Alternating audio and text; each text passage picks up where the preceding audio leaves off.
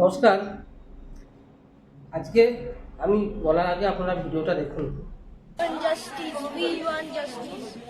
Justice for Arjikar. Justice for Arjikar. Justice for Arjikar. ঠিক আছে। দেখলেন অভয়ার মা আজকে কতদিন পর হাসছে বলুন তো। আজকে প্রায় 1 বছর 10 মাস হয়ে গেল। অভয়ার মা আজকে একটা বাচ্চা সরল নিষ্পাপ মনে সে বিচার করছে যে হ্যাঁ উই ওয়ান্ট জাস্টিস।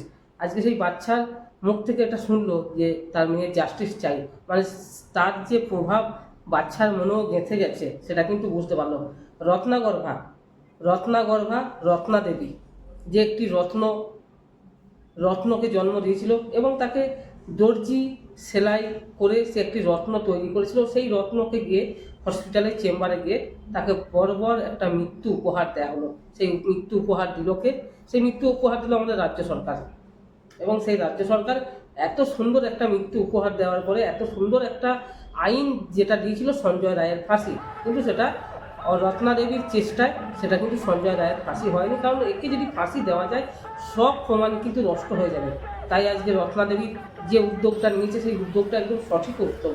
রত্না দেবীর যে ভিডিওগুলো আপনারা স্ক্রিনে একটার পর একটা দেখতে পাচ্ছেন এতক্ষণ ধরে, সেই জনজোয়ার বলে দিচ্ছে যে রত্না দেবী মানুষের যে ব্যঙ্গ হাসি, যে সমস্ত অরুচি শিক্ষা, নিম্ন শিক্ষা, কুরুচি শিক্ষা, যে পরিচয় রত্নাদেবীর সাথে ঘটনা হয়েছিল বা একটার পর একটা দুর্ঘটনা কুরুচি সম্পূর্ণ মানুষরা তার সামনে তাকে ব্যঙ্গ করতে গেছে।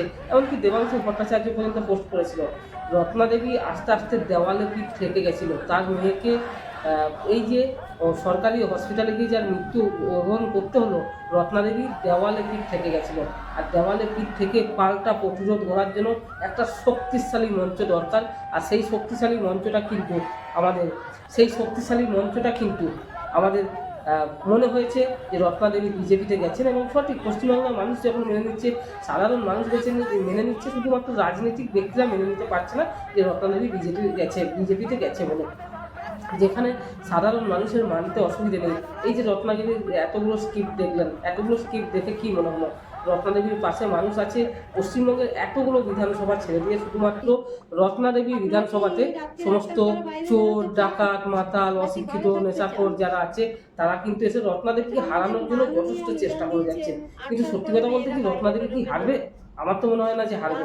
কারণ মোদিজির যে জনসভা, মোদিজির যে জনপ্লাবন, সেই জনপ্লাবন আপনারা দেখতে পাচ্ছেন মোদিজির জনপ্লাবন কিরকম ভাবে হচ্ছে।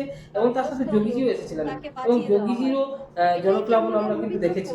প্রত্যেকটা জনপ্লাবন মিটিয়ে দেখলে একটা জিনিসই বোঝা যাচ্ছে যেভাবে মানুষ রত্নাদেবীর পাশে আছে, সেভাবে পশ্চিমবঙ্গে কোন সিটটা হারবে জিতবে, কোন সিটের ঝান্ডা মানুষ ধরবে না ধরবে সেটা আলাদা বিষয় সম্পূর্ণ। কিন্তু রত্নাদেবীর জায়গাটা যদি আজকে হেরে যায় তাহলে কিন্তু পশ্চিমবঙ্গের সাধারণ মানুষরা কিন্তু সবাই হেরে যাবে। সবাই যারা সাধারণ মানুষ, শুধুমাত্র রাজনীতিক ব্যক্তিদের কথা বলছি না, আমি বলছি সাধারণ মানুষের কথা। আপনারা দেখতে পেলেন মোদিজি এবং যোগীজি সবাই যেভাবে ভিড়। সাধারণ মানুষ বলছে আমরা মুড়ি খেয়ে আসছি, আমরা ডিম ভাত খেতে আসিনি, আমরা ঘর থেকে মুড়ি নিয়ে বিজেপি করতে এসেছি। আজকে একটার পর একটা যেভাবে ঝগড়া, কুরুচি ব্যঙ্গ, যেভাবে শুভেন্দুকে বলি পাঠা হবে, এরকম একটা পর একটা কুরুচিপূর্ণ ব্যঙ্গ পশ্চিমবঙ্গের রাজনীতির মধ্যে একটা নোংরা রাজনীতি, যা অন্য রাজ্যের রাজনীতিতে এই সমস্ত ঘটনা কিন্তু দেখা যায় না। আমরা অনেক ঘটনার দিকে লক্ষ্য রাখলে দেখুন, প্রত্যেকটা স্ক্রিপ্ট বাই স্ক্রিপ্ট আমি দিয়ে দিচ্ছি, তো সেই ঘটনাগুলো আপনারা লক্ষ্য করে দেখুন যে পশ্চিমবঙ্গের অন্য রাজ্যে কিন্তু এইসব ঘটনা ঘটে না, শুধুমাত্র এই রাজ্যেই ঘটে। এবং যোগীজির ভাইজি সেও চাকরির লাইনে দাঁড়িয়ে চাকরি দিচ্ছে। আর আমাদের রাজ্যে কী হচ্ছে? আমাদের রাজ্যে চাকরি বিক্রি হয়ে যাচ্ছে। ঘরের ভিতরে বসে আছে নেতা মন্ত্রীদের এমন হাবভাব যেন মনে হচ্ছে যে তারাই মানে চাকরি ঘর থেকে বসে বসে পেয়ে যাবে। আর বাদবাকি পশ্চিমবঙ্গের ছেলেমেয়েরা বসে বসে আমরা নাটি করছে। একটা কথা আছে না, কোথাকার খেয়ে আমরা ভাতে দেরে, এই যে কুরুচি সম্পূর্ণ নিম্ন মেধা এবং নিম্ন অশিক্ষার মহিলাগুলো অভয়ার মাকে যতই অপমান করুক, অভয়ার মাকে জিতছে আর এটা জিতবে। তো সকলকে একটা কথা বলবো, আমি রোজ এরকম ভিডিও নিয়ে আসবো। যদি ভালো লাগে একটা করে অবশ্যই সাবস্ক্রাইব করে রাখবেন। এই ভিডিওগুলো নতুন ভিডিওগুলো নিয়ে আসবো এবং আপনাদের দেখার সুযোগ হওয়ার জন্য সকলকে ধন্যবাদ।